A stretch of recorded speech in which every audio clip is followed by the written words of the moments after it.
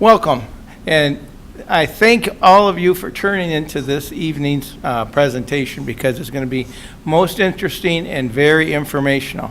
Your host, Greg Oakes, is putting on the final program for the school board and your School in Action tape. Tonight, we are going to be talking about the bond issue. We've got people here that are very much aware of the schools and are going to have a wonderful opportunity to hear the condition, even though there's been a lot of conversation in the newspapers and in general conversation. The main thing we want to do is to straighten out some of the stories that are flying around about the bond issue itself. And tonight, I'm hoping that we're going to be able to answer them all. As we have had in the past, I have Dr. Mattson, who's superintendent of Forest Lake School Districts. I have Rob Raphael, who is also a school board member. I have Tom Krinke, who is on the task force. And I have Larry Martini, and he's known as the money man. So with that being said, I would like to now start. And first of all, Dr. Mattson, we are coming down to the end of the wire now, and the excitement has got to be pretty bubbling over in your office and in this building. Why don't you give us a little overview, give us a little history of everything that has taken place, when it started, how long ago, how long it's been in the works, everything that is needed to bring people up to speed to know where we are going to be on bond on the election day. Well, strategic planning in Forest Lake started in 2009, and through that, one of the areas that there was an emphasis on was a gap analysis of the physical plant, of the buildings, and also then an instructional gap analysis as well. We met again in 2012 with another group of community members and did the same thing with a gap analysis, and of course, prices went up. As we looked at things, just like in your own home, if things aren't taken care of and you don't look at some of those pieces, those costs unsurprisingly went up. In the fall of 2013, we decided to have a task force that was going to meet to talk about the buildings and to really make some recommendations to the school board. So that was their charge, is to do an examination of all of the buildings in the district and then to make a recommendation to the school board about what should be done. So we invited many people. We sent out specific invitations to people. We put ads in the newspaper to invite people, and we accepted anyone that was interested in being on the task force. There were 50 people that signed up. We had evening meetings. I think we had 11 evening meetings, and then we had 3 Saturday meetings. And the Saturday meetings were comprised of visiting all of the buildings within our district. I facilitated that group of people, and we really made the conscious decision as administrators in the district to not give our opinion on what we thought should happen. We really wanted it to come from the community, from the members that were on that task force. We, of course, provided a lot of information, but again, from the opinion standpoint, we really tried to let that committee lead the charge on that, and I think they did, and they did a great job. In April of 2013, a recommendation was brought forward to the school board from the task force, and the school board at that time directed administration to then cost out that proposal. So we spent May through September costing out that proposal, which involved talking to teachers, talking to administrators in the district, getting experts in on food service, on various other items, and then brought that proposal then to the school board in October. The board looked at it for 3 months, asked questions, clarified things, made a few slight changes or additions. For example, there was nothing in the proposal that addressed flooring and painting, for example. So we added that. But overall, it was, we moved forward with that. So in December of 2013, the school board voted to move ahead and bring a bond to the voters in the amount of $176 million, with the vote being May 20th. And as you said, so we go from 2009 to 2014, May 20th, in 2 weeks, actually, from today, voting on that bond proposal. Now, you had mentioned about a gap analysis. Is that an acronym for something? Well, we looked at what is within in the buildings and what we think should be. And so then what is the gap between that? Okay. Now, Tom, you were on the facilities task force group, and tell us about your getting involved. Why did you get involved? Do you have kids in school? Are they out of school? I mean, just kind of give a little background on why you wanted to be involved, and obviously you were one of the leaders involved because you were asked to come for tonight for the show. Sure. Yeah, so I have 2 sons in the district. One is in 4th grade this year and one's in 2nd grade. We moved here in 2003. We didn't have kids at that time, though we were expecting. The school district, according to the people that we talked to before moving here, was good, but there was suspicion. And I happened to be considering joining the PTA at the elementary. I was at the PTA meeting at the beginning of the school year, and Principal Jeff Ian from Forest Lake Elementary suggested that I might want to participate in this task force, and I said, I'd love to. And so I kind of went into it thinking that I was going to learn about, typical government waste and that sort of thing. And I really just kind of wanted to see for myself what the skepticism was. And over the course of the next few months, my eyes were truly opened. Not just in the fact that there was a pretty significant need within the facilities within the school district, but just in the complexity of how the school financing works for public education, or in many cases doesn't work. The convoluted rules, the disparities based on size of district or geographic location. And it became apparent to me that there was really nothing wrong with the administration. Quite the contrary. It seemed that the administration was doing really quite well with what they were working with. But there was a lack of community support, to put it bluntly, for the school district, and also some very complex financial issues to deal with as far as unfunded mandates for educational changes over the last 10, 15 years. You had observed, and you made the statement there was a lack of support. What was the criteria for you to come to that analysis in your own mind? So there have been a couple of levies and at least one bond on the ballot since I've moved here. In that time, one passed, and that one was to keep the spending at current levels for the operating levy. And I grew up in the Twin Cities, but more in the first ring suburban area, and generally the communities in those areas are much more supportive of their schools. If their schools believe that they need more money to do an outstanding job of educating their students, they get it from their community. And here that wasn't the case, and I was surprised at some of the reactions from people in the community saying things like, our taxes are already too high, we can't afford it. And that mentality didn't resonate with me, so I wanted to understand better. Did the task force develop a protocol of talking about dynamics as far as age, gender, everything that makes the district what it is? Did that come out at all? Not really. We focused very specifically on the physical buildings themselves and the need to make them, I'll say, current. We're really not even trying to develop something beyond what is average, to be honest with you.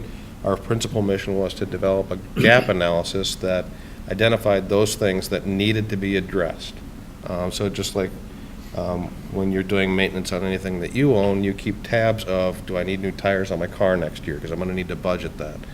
And so we were just trying to keep new tires on all the vehicles, so to speak, within the district. And it was pretty surprising how far some things had dropped behind, so. I understand that. I've been here for a long time myself, so. Rob, I got, now, how long have you been on the school board? Greg, I've been on over 10 years now.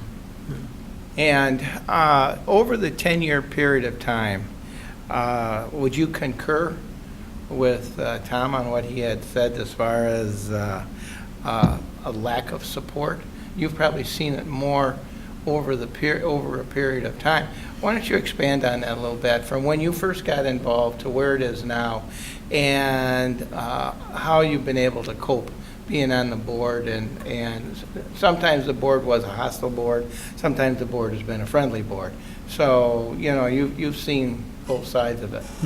Well, I think for me, what I've seen is that oftentimes when you talk about a bond or a levy, it's kind of an abstract concept to a lot of voters.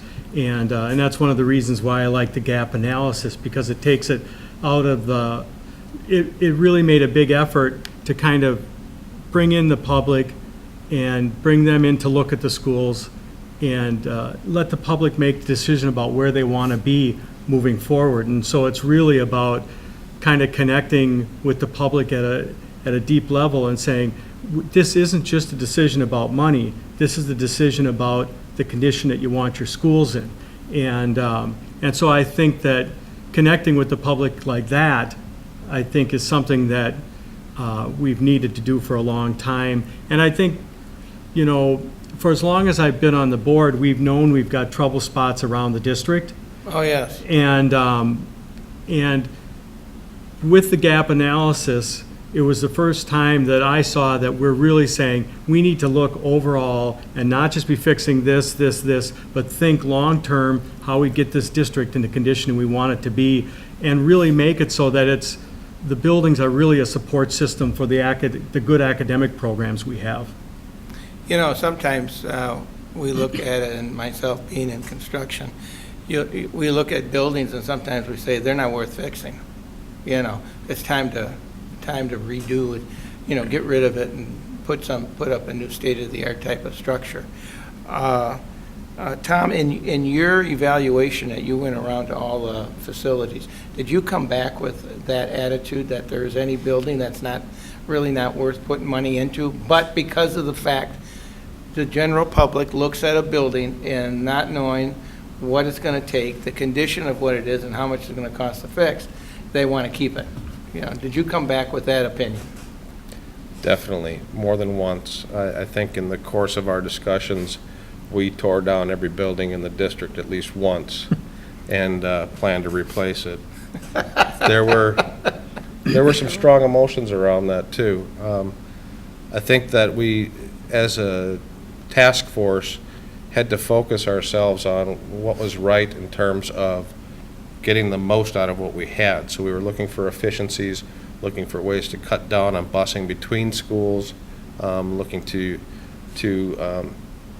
leverage the infrastructure that we had, and particularly with Century and the high school being right next to each other, get some synergy out of the fact that they're co-located. Going back, Dr. Mattson, with sitting in as maybe the facilitator, I don't know if you were the facilitator. I was. And basically you were kind of in a position that you would volunteer very little because the task force is what you wanted the input from. Mm-hmm. In the overall process, how were you very pleased with what the analysis was that came back to you, and was there things that you were looking for that was not brought forward? I don't think there were things that I was looking for. I was impressed with kind of the stamina of the task force, because there were, like I said, I think there were 11 evening meetings and then 3 Saturday meetings. And people were very committed to continuing with that conversation, knowing that you couldn't just go to one or two and then drop out. You kind of had to stay in for the entire time to kind of see it to the end. I knew that more than likely we would not be successful if it was an administrative or even a staff recommendation of what should be done. And I do think that these are our community schools. Our taxpayers own them, and we need to involve them in that. I also think that it was, we really did need to hear the voices of the community. What is it you want these schools to look like for the children of this community, whether you have children that attend them or not? Or grandchildren. Or grandchildren. Don't forget the grandchildren. Exactly. That's a big issue now. Yes. Especially for me, it's a big issue now. So we really needed it to be from the community. And so I think the good news is that we had such committed people, such talented people that were on the task force. And like I said, and like Tom mentioned, they did tear down every building but Century at least once in their thinking, and then thinking about we should do this, we could move here, reconfigure, which was really a good plan to do that. I think to make those considerations. We also looked educationally at what were the benefits. It isn't just about fixing particular things. Again, as Tom mentioned, putting 7th and 8th grade together and then 9 through 12 in one building and having them in that close proximity really does enhance our educational program as well. And I have said that they were more creative. I think they've come up with a great educational solution that involves our buildings, and we're much bolder than we would have been had it just been administration and additional staff trying to figure that out. So you don't always get that in a task force. I've led a number of task forces in this district, and they all come with a recommendation and do the work that they're charged with. This particular group, I think, went above and beyond, because I don't know that any of us really realized how many meetings it would take, the effort it would take, the thinking it would take, and that we would land on this at the end. And truly, the last meeting that we had before we were presenting to the board in April, and we gave ourselves that timeline because, we could talk this out forever. So we needed to have that end date.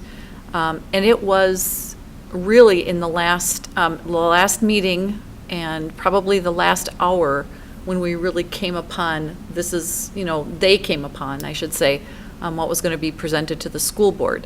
One of the pieces that also I think was helpful is that we brought then a small subgroup together to say, let's visually show what you want or what your vision is to the school board with a video. And I think that was helpful for the school board to see as well. Now, you were in a good position because you were, prior to, you were active in the school district, and then after you became superintendent, did your thought process change at all concerning the bond issue and starting to realize that the total district was needing more than what you may have thought? Well, I think it was probably a surprise to anyone in the district, perhaps all of the detail that, we have listed for each building, and then, those costs, of course, add up. I think having a district-wide position when I was the director of teaching and learning for 8 years prior to being superintendent, you have a vision more of the entire district, and even though facilities weren't part of my responsibility, when you do know that you can't, have a track meet, or that you're talking to departments, and when you have curriculum review, which I was in charge of for all 15 departments, and we do a gap analysis there in curriculum review, what is and what should be. And so there's instructional practices, there's materials that teachers use, but then there's also the physical plant that they're in.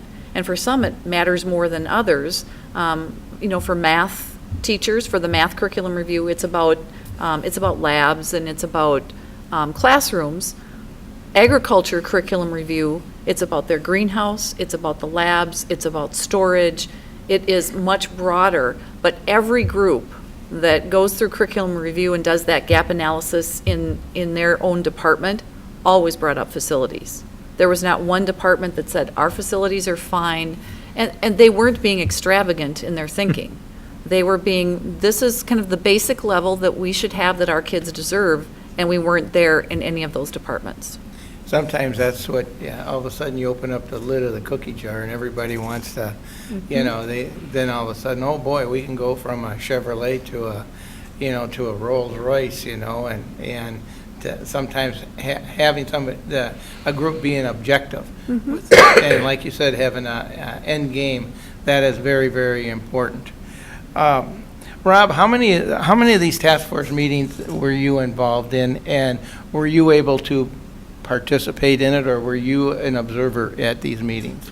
Right, well, I was involved with the original gap analysis in 2009, and also in this gap analysis, I was involved. I went on a number of site visits, but I was not a part of the final putting the plan together, and so that's where I was with it. And again, I wasn't trying. I knew there was a lot of needs that I understood from having done the first gap analysis, but to be honest, the group came up with something more innovative than I would have thought of from the previous one. Well, you get a lot of people with good minds and are concerned, and are all there.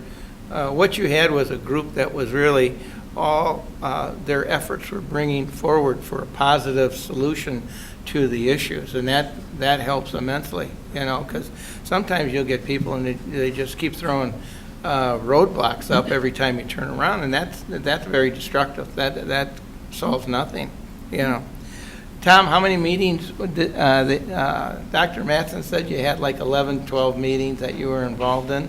Sounds right. Did you become a member of the Flat Butt Club, from going to all the meetings? And in the overall scheme of things, how much was brought forward that, did not make the final cut? Was there a lot of stuff that you saw that we could do and wasn't done, or wasn't brought to the table? So you can always do more, and we did limit ourselves with our proposal to those things that we felt were absolutely necessary. So making sure that the envelope of the buildings was secure, making sure that safety and security was the number one goal for all of the buildings, indoor environmental health, doing some routine maintenance. So, and also addressing shortcomings for academic things, like our high school's science labs are just not cutting it. So those were the principal guiding forces in the plan, but we also felt like, or at least I personally felt like, after touring the facilities in our district, there's a really unadvertised community asset in our schools, especially our high school. I had no idea the programs available at our high school and what a gem that high school really is in terms of the opportunities for students to go into any number of careers from there. And we took the guiding principles and tried to keep the program or the proposal pragmatic, but at the same time we really wanted to sell this to the board as an opportunity to force the community to recognize that our schools are a community asset. And that's part of the 7 through 12 campus vision right here in the middle of Forest Lake. You can't drive by without acknowledging that we have a real gem in our community. One of the questions a lot of people that I run into are saying $175 million. That is a lot of money. Well, it is a lot of money. There's no question about it. It's a lot of money. But at the same token, Rob, you brought up a point earlier, and I wanted to come back to that when you said it's not the money, it's what we're going to get out of it. Once all this is implemented and it would be brought forth, what is your vision of what is going to be accomplished for the students of Forest Lake for the next 10, 15, 20 years with having a modern facility? What do you see as going to be the next level? Yeah, Greg, that's a great question. Number one, better security. We've got a real problem in a lot of our elementary schools, having open classrooms, and we've seen, even since 2009, when we did the first gap analysis, we've seen security become more and more and more important, and the public's really waking up to that. I want to make sure that when a kid comes through our front doors, that they are safe, and that we've done everything possible we can do to make sure that their day is not interrupted, or that if something happens, that we're not able to respond to it quickly and in the right way. That's number one. Number two, we have to think about what we want how do we support our academic programs? When Tom was talking about the science classrooms, our science classrooms are deplorable. And they were built, and somebody did a great job building them, putting them together, but we haven't done enough to maintain them. Science is critical for our kids going forward. Science and engineering is a primary place we want our kids thinking and accomplishing academically. So we need to get those classrooms right. Other places, carpet. I mean, a lot of people don't think about carpet that much, but some of that carpet in the high school is from 1971. You just need to replace it. You need to put in new carpet, you need to do new flooring, and all these things together are going to make an environment that's not impeding the academic progress, but is actually supporting it. And that's really the vision. And when we come out of this and we are done with this building, I want a campus that's running smoothly. I want the junior high academically set up to feed into the high school, and nice buildings. And like I said, I don't want the buildings impeding academic progress. I want them supporting it. You know? Well, that's always the end result when when the public looks at it, that it's a lot of money and what are we going to get for it? And Craig, can I put in this? When we had done the original gap analysis, sure. My wife and I were looking at our house, and we were like, we should do the same thing for our house.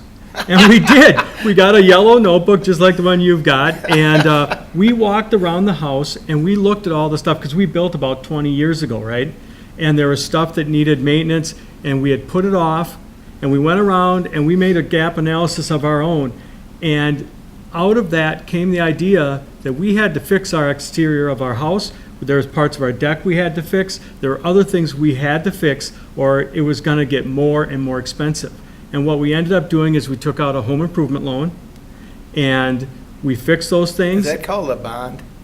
It's very much, exactly, that's the way I think of it. It's very much like a bond, but we were able to fix those things up, and now those things are good for a long time now. But it's a very normal process in having a building that supports a particular purpose of our house, that supports us living there, it supports us coming and going, it supports our work, it does all that. Schools are the same way, and that's how I think about this bond. And trust me, after we did that gap analysis and we got some bids on fixing the exterior of our house, it was tough. I mean, we had the same reaction that the public has when they look at those numbers. But on the other hand, we live in that house, and our kids go to these schools. These are a critical part of our community. When you drive around this community at night, where are all the cars parked? They're parked outside these schools, because they're a critical, important part of how we live our lives in this community. And that's why it's so important to me that we get this right, we get these schools fixed up, and really get them to a place where they're going to support us for the next 20, 30 years, and then maybe we'll have to do the same thing. And Greg, they've touched on some of the secondary and some of the elementary. I want to focus on the elementary, if we can, about the indoor air quality issues. We can certainly. Those schools, there's an average age of 50 years for all I was seven gonna elementary say, buildings. Those are the bulldozer specials. So, we look at indoor air quality, how to improve that environment, and we're going to make heating, ventilating, air conditioning improvements in each of those facilities. So we're talking boilers and condensers and ductwork, and mechanical systems are very expensive, so they add into that price tag. But I think the beauty of this is that the task force recognized that need And if we do those improvements, we can bring these buildings up to standard. Absolutely. Some of the HVAC stuff was a no-brainer for the task force anyways, because it reduces the operating cost so significantly. I'm not sure how many of them are really efficient, to be honest with you. The existing ones? The existing ones. They're I'm not sure not, how many, but they're- is there any of them that are efficient? I don't know the answer to that. It's not my area of expertise, but I can tell you that in addition to their inefficiency, compared to newer models, there's a maintenance burden on them that's getting out of hand in Oh, some yeah. cases. Yeah, absolutely. You're absolutely right. The two of you hit on a point that we had a prior show on, Dr. Mattson was there, and I can't, the fellow from Atlanta, the security Michael specialist. Dorn, Michael Dorn and someone else. Oh, the police. Greg Weiss was Greg there Weiss as was well, there. and So we Steve had- Massey. We had a show on security, and I found that to be very interesting because first thing you think of is you're going to button it all up, and it's almost, once they're there, it's almost like they're going to a prison, and then they can get out when it's time to leave. With what he explained and how they can do it, and do it in an economical manner, that really, I went home and I was talking with my wife about it, and I said, this really, he really made a lot of sense, and it doesn't take a lot of money. The issue is you just got to get this knowledge out to people, and you got to let them know what this is. And so I've been educated all through this whole process too. The first, like my next door neighbor, his kids were, same age as mine. Well, then they're all grown and gone, and his grandkids now are in the school, and he goes, well, I'm not going to pay any more taxes for the kids in school. I said, well, why not? Your grandkids are in there. I said, somebody's got, somehow, some way, you can't look at it that way, And if I remember right, there was, the statistic was that Forest Lake had, correct me if I'm wrong, but I think it was over 50% of the people were coupled houses. So their kids either are grown and gone, they chose not to have any children, or a combination of whatever, but the kids were, that they were paying the taxes. And the people I've talked to, nobody was against that. No, nobody's against it. Some people, you always have a few, but for the most part they weren't. But now we get to Mr. Martini. And what I want to do is, when we're talking, I'm going to resort back to you guys too with some of the things that Larry's going to come up with. During one of our other programs, I had you give an outline of a bond. What is it? How does it function? All these kind of things. I did have some calls asking to have that explained again. And so first thing I'd like to do is to have you say, what is a bond and how the bond actually works. What is it? Is it a bond, a levy? Is a bond, a surety note? Is it what is a bond? Sure. It's much like when Rob mentioned a home equity loan. A bond uses the district's assets as security. So we bond for a building to either build it or make improvements on it. And it's essentially a loan that goes over a time frame. What's proposed for this bond is a 30-year time frame, and we'll get if this is approved by the voters on May 20th, we'll get $176 million deposited into the construction fund over a couple of time frames. And we're also going to roll our last existing building bond into it to save the taxpayers. We last passed a bond in 1999 that was used to construct Century, to remodel some of our other school buildings and make some improvements. I think there were arts and science rooms at that time added to the elementary schools. So the bond itself will be paid off over a 30-year time frame, much like a mortgage. So you can treat it like a mortgage, like a home equity loan, but it operates much like a loan where you get the cash up front and then you make payments over time to pay that off. Whether you're a school district, a city, or a county, these bond payments are spread across the tax base on a net tax capacity basis. The fancy word to say that businesses will invest more than a homeowner of equal value, or a higher value home will be investing more than a lower value home. This method of net tax capacity is set up by the legislature, and it's the same for all school districts across the state, or all cities or townships or counties. We don't have an ability to spread the taxation any different. That's a legislative decision. So whatever happens in a city, if they're building a police station, or if a county is building a human services building, or the school district is making improvements, our bonds are spread across those properties in a similar fashion.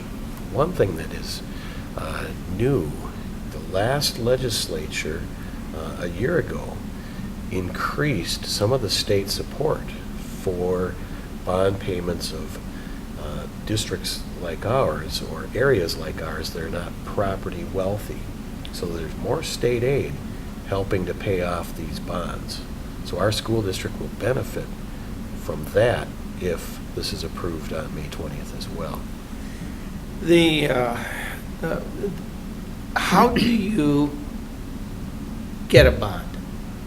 What's the mechanism to actually get a bond and bring it to the voter? Because there's a lot that has to go on prior to. It's just not all of a sudden we go, oh, geez, we need this. What do you have to do to first get a bond and put it into place so you've got something that you can go to the voters with? Well, the public is seeing the informational efforts of the school district to get the vote. But we also work with a financial advisor to set up the structure of that bond. What are the payments going to be in year 1, 2, 3 through year 29 and year 30? So your brokerage firm? Similar to that, because you'll use a financial advisor like Springstead, Northlands, Sure. Ehlers and Associates. Okay. Those are the types of folks that will then either do a competitive bid process for each of those payments, or they'll go to an underwriter, a broker-dealer, such as Baird or Piper Jaffray, and those folks will bid out in the bond market, where institutional investors will bid on those different payments, ultimately packaging up a plan that provides you the construction cash that we're requesting, and paying off the Century bond as well, because we are actually seeking 188 million so that we can put 176 million in our construction fund and pay off the old debt, rewrite the debt for Century and the other improvements that I addressed previously. Now, are these bonds locked in on a set interest rate for 30 years? They are, but they're callable. A callable feature means you can pay them off early. A couple of times while I've been here at Forest Lake, we've been able to call those original bonds that built Century and reissue them at a lower interest rate. There are times, it's very cyclical. There are times when interest rates rise, there are times when interest rates fall, and we've rewritten those interest rates 2 different times, saving the taxpayers a lot of money. The bonds we would issue now would also have that callable feature, so that anywhere 5 years down the road, 7 years down the road, if interest rates reduce further, and we know the interest rate environment today, I don't know that they would get much lower. It's almost down to what, 1% or 2%? Rates are extremely low. Yeah, I'm just going to say they're really low, that's for sure. Now, when they go to market, people, and the bond, if bond issue passes, then they take the information, they take the structure and the tools that they put together to write the, I call it a note, it's probably not a note, but a note that they put into the open market, open it up for bidding purposes. Now, with that being said, cost of the bond is much less with the risk that they're bringing it out. What is our rating for bonds? The school district is AA+, and it's also backed by the state of Minnesota. So any school district that issues bonds can also have it backed by the state of Minnesota, which is a benefit to your credit rating per se. Moody's has us at AA+, though, and that's a nice rating to have. That is a nice rating to have. And after the bond issue passed, how long would it be before the certificates would be brought forth for bidding purposes in the open market so that the money will be forthcoming in a period of time? And my next question is that, what happens if they don't sell enough money to satisfy what the bond is? Well, that hasn't happened. Municipal bonds, especially school district bonds and county bonds, there's a considerable market. And so that has never happened in Minnesota where there hasn't been interest to purchase those. On our website at www.flaschools.org, we've got all the details of this bond proposal in the taxation or tax impact to district residents area, and it's also in our review and comment from the Minnesota Department of Education. Springstead has put the structure in place, and there's probably 7 or 8 pages there showing that after May 20th, having a successful election, we would then issue bonds the subsequent February, about half, and that money would get deposited into the construction fund. And then 18 months later, the remaining half of that $176 million would go into the construction fund. And we know from history that these are going to be very competitively priced, and the interest rates are going to be aggressively low. Exactly what they will be, we don't know, because that's yet to come. The structure of bonding for what we're needing to do, you said there'll be a 2-part basis. Will the taxation that hits the homeowners and the businesses have a 2-tier impact to them also? And we've got that laid out in our website. That's why I wanted to make mention at www.flaschools.org. Folks can also go from there to a tax calculator at the Springstead website. We've got clickable links I see. right there, so that if you don't have the average $200,000 home, or you don't see your business in the chart, then you can go to their website with clicking a single link and type in your value and get that information as well. Does the financial impact, well, first of all, we're going to be eliminating the one bond that we currently have. We're going to be rolling it into the existing bonds that'll be coming forward. Do we have any other bonds outstanding that haven't been paid off yet? Not for building construction. We just have the one out there for Century. Once again, I'd like you to tell the people where to look on their tax statement to find where a bond is. I got people that still don't know. I told them, I said, you said it's on the bottom part of the stub, and they're, Well, there are actually 3 typical taxing jurisdictions on a property tax statement or notice. You've got the city. The school district will compose 2 lines in the middle of that document, then the county, and then sometimes you'll have solid waste or other taxing districts. But we those got a are watershed minuscule. district tax too, so. Sure. I mean, But those are small, those- or minuscule yeah. amounts. Yeah, they're small, but it's still, we have those. And the legislature continues to change the breakout of what is voter-approved or what is other local levies for the school district's 2 lines. But inside of your current tax statements in the Forest Lake Area School District, the voter-approved line, about half of that is the existing bond, and the other is the operating referendum that Tom Krinke mentioned earlier when we had renewed for the same funding. Voters can approve operating monies or levy for learning, Right. and that's at the $725 per pupil. Voters can also approve bonding. Those are the two things that they can increase funding for a school district. And again, it's roughly half of that voter-approved amount going to the existing bonding. Now, within our athletic conference, we've got some charts on our website that show we are the second lowest taxed school district in our athletic conference. And after this election, if it's successful, we only move up one spot. We're not the second lowest, we'd be the third lowest. There Seriously. still are That's a huge issue that 6 people other do school not know. districts that have a higher tax amount for their school district. That is a very interesting statistic, because all the people that, you know, that you run into, and they'll say, oh my God, that's so much money, what are they gonna do with it all?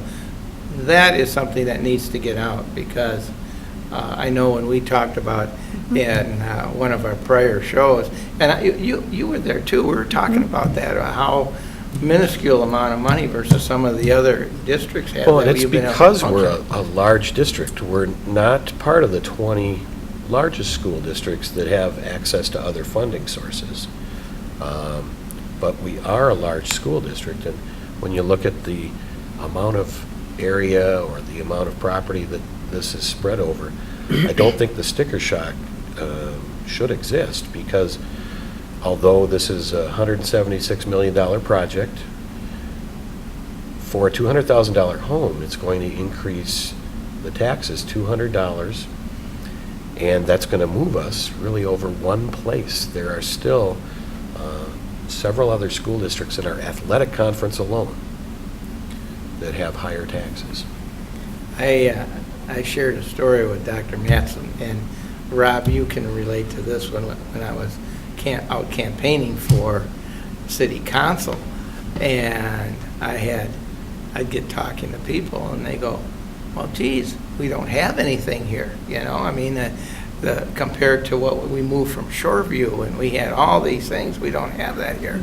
I said, well, sometimes it's real tough to get property taxes pushed forward, and to get things done with the, with what we're in, the mode that this community has been in now since I've been here, which is always, don't spend anything. And I told one guy one time, I said, if it was up to you, you'd bring in an asphalt reprocessor, pull the asphalt off on the streets going into town, and put hitching posts up, so they still have people ride their horses in, I said, come on, you got to get with it.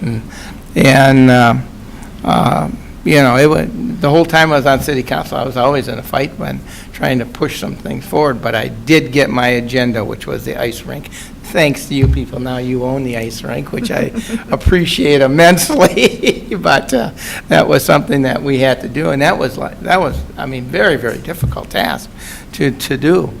All right, Well, we had good operating results this year, just by the way. Oh, you did? Very good, yes. Well, I'm glad to hear that.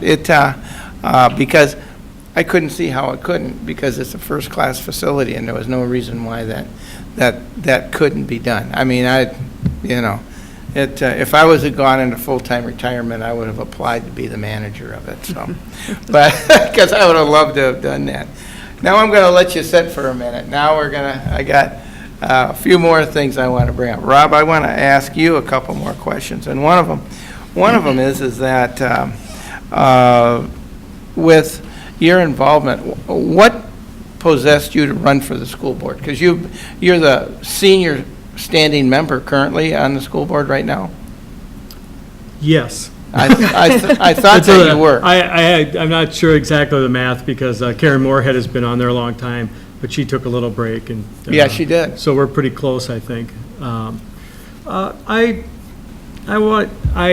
I work in technology, and I found that in my life I was getting too focused on work, and I was working a long ways away, and I was trying to figure out ways to become more involved in the community. And so I started going to school board meetings, and I thought, it just was a bunch of people that really seemed to be trying to do the right thing. And I had a daughter who was starting school, and at that time, Rebecca Otto was elected to the House of Representatives. Sure. She was a member of the school board here, and there was a vacancy, and I applied to it, and I was picked. And so that was my career, how my career on the school board started. And then I think 6 months later, I then ran for the position and was elected, so.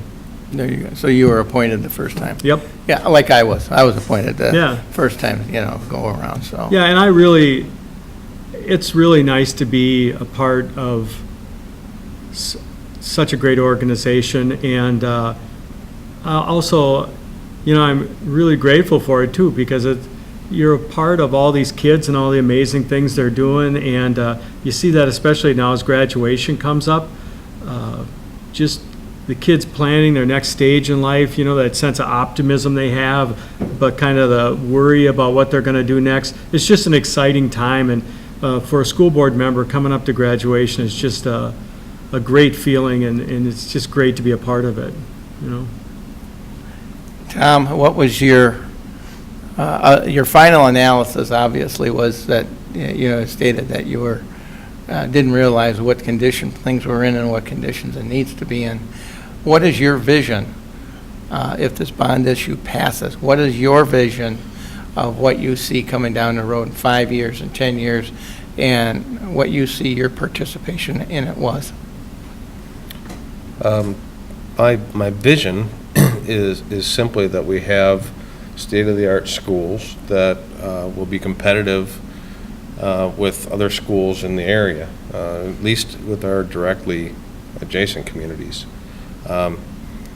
As far as my role in that, I'm just a parent volunteer. I'm happy to do it. I've had a lot of fun. I've really enjoyed this process. I've met a lot of people. I've personally talked to, I think I figured it was around 400 people, one-on-one, either at the schools, door knocking, or what have you. So it's been interesting. It had to be very enlightening for you, because I was on a task force committee years ago myself, and I was really surprised that I thought for sure it was a slam dunker that the bond issue was going to pass, and it didn't. I couldn't believe that it didn't, because everything was right at the time. It was a dire need of having it. The mood has definitely changed. There's the impression that I was getting early on in my face-to-face interaction with other parents in the community was it's a great idea. And by the way, I've not met one person, even anybody who was not in favor of this, who has disputed the need. It's unquestionable. But the mood early on, as I was talking to other parents, was skepticism. These never pass here. It can't happen. Why bother?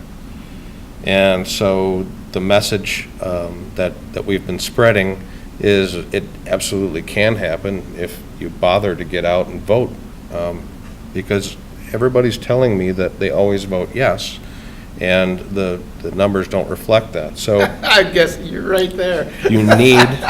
you need to vote, especially if you're a parent. This is your school. This is your children's future. Get out and vote. It's that simple. Well, we're going to be wrapping this up, and I'm going to give Mr. Martini another chance to, if he has anything further he'd like to add to it. And I think that one thing that you pointed out is something that needs to really resonate into the community, is that even with it passing, it still only takes us from second from the bottom to third from the bottom. That is, of anything that I could think of, that is probably one of the key points that needs to be told to everybody, because nobody knows that. Yep, it's true, and we have on our website, again, those exact charts reflecting the different schools in our conference. Those schools in our conference, I would say, have some degree of comparability to our demographics. We are not trying to be like some of the school districts that might be in the West Metro or Southwest Metro. This is a different ballgame up here, and we realize that. But again, we've worked very hard to try and minimize that tax impact and keep us in that lowest quartile of taxation. And even with a success on May 20th, we still will be in the lowest quartile. It's so hard to comprehend that. I mean, that's mind-boggling. That was, I had no idea until you said that, to be honest with you. Well, Dr. Mattson, this is our final show in the series of 8 shows that we've done, and I've given you the last word, and now you have a chance to say to everybody in the school district everything you wanted to. And how much time do I have? You can take as much time as you would like. How's that? The camera doesn't run out of juice anymore. We got a chip in it now instead of a tape. Well, I do think back to, when we started strategic planning in 2009, and I was, as I said, the director of teaching and learning when that started, and the first gap analysis was my first year as superintendent.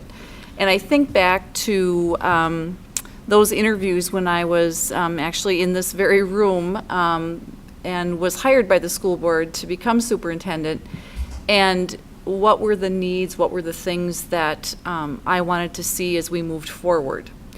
And I talked about, but the board also talked about, after I was hired, the need to increase communication internally and externally within the district, engage the community, find more partnerships with organizations and with individuals in the community, and to really give a voice to our community members so that it wasn't viewed as just administration or the school board saying this has to be done in this particular way.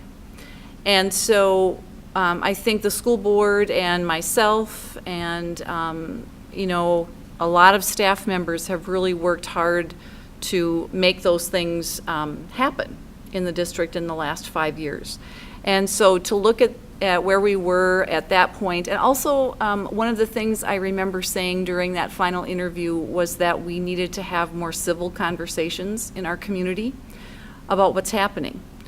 If we go through, and we have worked really hard on this bond trying to fill our website with information that people want to see and hear and look at. If people look at that, they understand what's there, and they make a decision to vote no, they make a decision to vote no. And I'm okay with that if they really know the information, they know the facts, and they feel that it's not the right way to go or it doesn't meet the needs that are there. But as long as they have looked at that and taken the time to get that information. As we worked with the task force and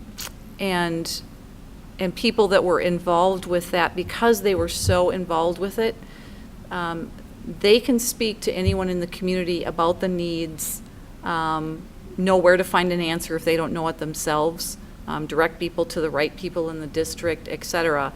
And I think the thing that has been very positive with the task force, there were a lot of spirited conversations, but there was respect, even if people were disagreeing. No one got their way with the end result.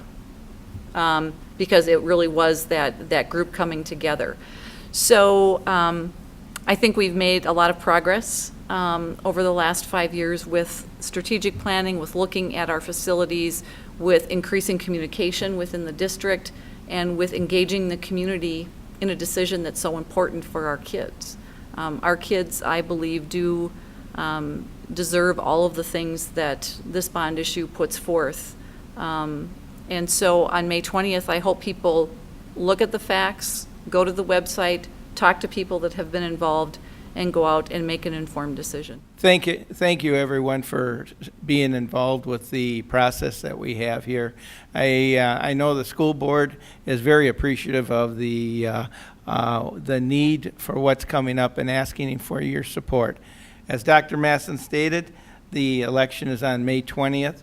Everybody exercise your constitutional right and go out and vote.